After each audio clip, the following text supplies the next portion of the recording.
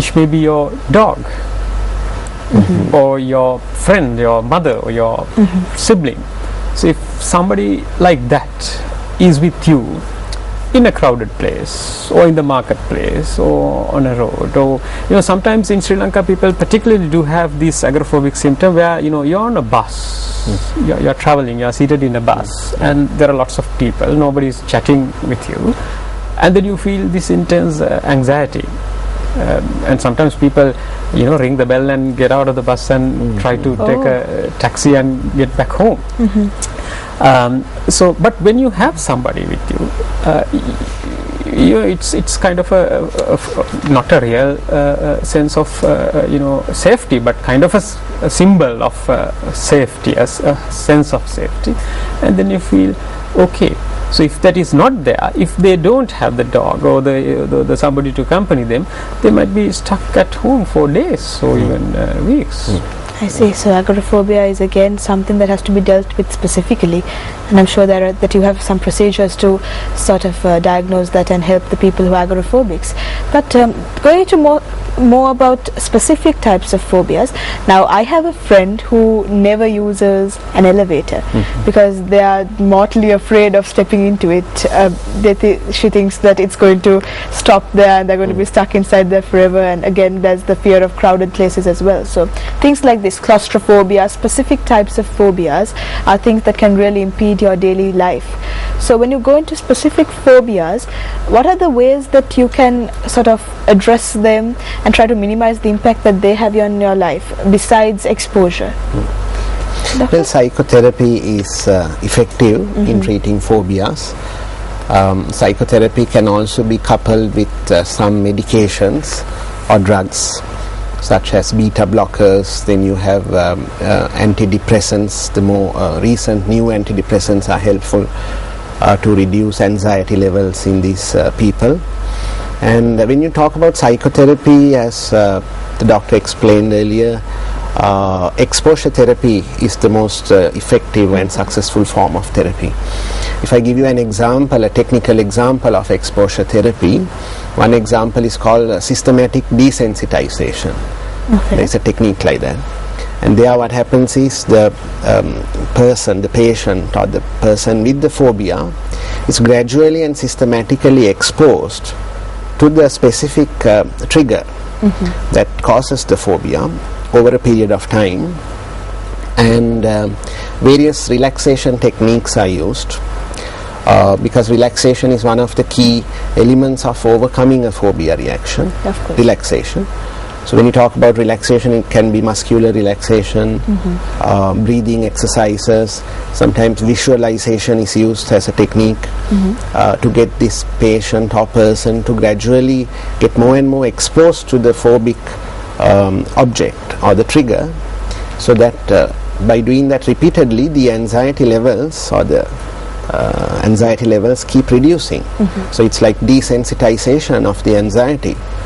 And then that emotional, that intense emotional response is gradually reduced until maybe the person can hold a dead cockroach maybe in his palm and not feel anything. You see? If I may add something to that, Sure, go ahead. there is one particular phobia where the relaxation doesn't work. Yes. That is the blood and injury phobia. Yes. Where I'm sure many of people who are watching us today must be having this, or know somebody who has this. That is, when you see blood or injuries, you feel as if you are going to faint, and some people might actually faint. Now this is somewhat different from the symptoms that we described earlier for phobias, racing heart, palpitations, you feel fidgety, sweating and all that. Instead of that, the heart rate goes down and less blood supply to the brain, and they faint. Right? So we can explain how it happens in a neurological way, but that's not what we are going to do now. When you have, if you have that, if you can't stand the sight of blood, and you tend to, I mean, nobody likes blood, but that is not blood. You don't have an intense physical reaction when you see blood. Everyone doesn't have so that. if your child is bleeding, and you should be able to dress it and clean it and all, but if you can't do that, and if you faint, that is blood and injury phobia, right? For that, you can't do relaxation. With relaxation, you make it even worse. Right, so for that you have to, again, the exposure ingredient works here as well. I see. So you should not leave sites where there is blood, and perhaps you should not get too close, then you might faint. So that is a form of leaving the situation, so you don't see blood anymore. So perhaps you may look at pictures, and and you may tense your muscles a bit to make sure that you don't faint, so your blood pressure is kept at a reasonable pace. That's just one condition where relaxation doesn't work. That's I true, see. yes. So on that note, we have a small video ready about how you can overcome a very common fear, and that's the fear of driving. So let's see what that video tells us, and we'll get right back to our discussion. Fear isn't entirely a bad thing. In fact, it's a biological response that keeps us from climbing into lion pits at the zoo and doing other similarly stupid things. However, when you don't address your fears, they can mess with your confidence. They can keep you from accomplishing the things that you want to do, and even take a toll on your mental health. Step 1. Put your fear under a microscope. Trying not to think about the thing you're scared of is about as easy as, ow, ignoring a nasty paper cut. You can do it until you accidentally get lemon juice in it. Instead of ignoring those thoughts, examine your fear completely. What are the physical side effects of feeling this way? What are you missing out on because of this fear? For example, my fear of learning how to drive is making me sick to my stomach every time I get in the car. Ugh, my heart races. I'm too scared to do anything more than back out into the driveway. I'm never going to get my license. Step 2. Put your fear into context. Next, okay, well, if your fear is of driving, the worst thing that could happen is, you could wreck your parents' car, take out a mailbox, hit the neighbor's cat, you could run over your dad's foot. Okay, look, the fact that you're even nervous about driving shows that you're taking this seriously. So good for you. You're on the right track. Now let's do something to tackle this fear. Step 3, rationalize. Okay, look at what you just wrote down. What are the odds of that actually happening? Well, not huge. The odds of dying in a car crash are roughly 1 in 11,000. You're statistically as likely to get injured by a toilet, or struck by lightning, or win an Oscar. In fact, you're twice as likely to die riding a bike as you are driving a car. Teenagers have been learning how to drive since the horse and buggy went out of style. Sure, accidents happen, but know that fear often comes from the right side of your brain. The emotional side. Force this fear over to the left side of your brain and take time to think logically about your situation. Step 4. Force yourself to physically relax. Stretch. Take long, deep breaths. Get your breathing steady and your blood pressure down. Try to release any tension you're carrying in your body. When you get scared, you often tense up, and this can cause chronic pain. Step 5. Acclimate yourself to the fear.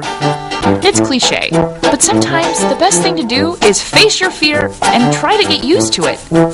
Usually, the more often you do something, the less scary it gets. Make a decision to put yourself in the path of things that scare you. As long as these things aren't dangerous, of course. So that video put it very lightly, but I think very effectively as well through humor. But on that note, phobia is a mental illness, isn't it? And it is something that can become quite serious. Doctor? Yes, because it can affect your daily life, your level of functioning, and it can be quite disabling. So then, what is the best way of coping with these phobias in your life? I think the video mentioned a few things. At the beginning we said this is a irrational fear. And the person who has the phobia also knows it's irrational, but he can't handle it or can't cope it.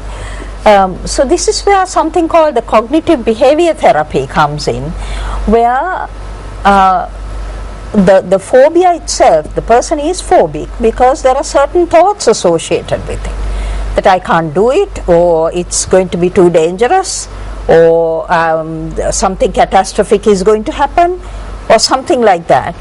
That is not very rational. So there are going to be assumptions, anticipations, beliefs about, say, people with illness phobia believe that if they go near a person with a common cold, they'll end up with pneumonia or something like that, or they'll die or something like that. So there are lots of beliefs, assumptions there. So with adults, of course, it's difficult to do that with children. But with adults, you can actually talk them into challenging those thoughts, whether they are really true. I mean, they did that in that video, where you actually challenge your own beliefs, thoughts, assumptions, and then through that, you actually can come to a situation where they are less threatening or foreboding than before. So in a way, then you can of course check yourself or monitor yourself to on a scale how much anxiety you have now. So from somebody who's had score 10 anxiety now may be able to come down to score 2 or so, score 3 or something like that. So there you go. That's the best way of coping with anxiety and phobias in your life. So thank you so much, doctors, for joining us and for being on the show this morning, and for really sharing some expert knowledge on this very, very common mental disorder. So we appreciate it a lot, and we hope you had a great morning as well. Thank you. Thank you. Thank you very much. All right, so this is not the end of the show. We have a segment coming up, and Jason will be on the show. He'll be speaking to some authors who are launching a series of children's books internationally as well as here in Sri Lanka. And the speciality is that all the books that will be in circulation in Sri Lanka have also been produced here. So this is an exciting venture that's happening, and Jason will be here with all the news about that. So stay with us on Good Morning Sri Lanka.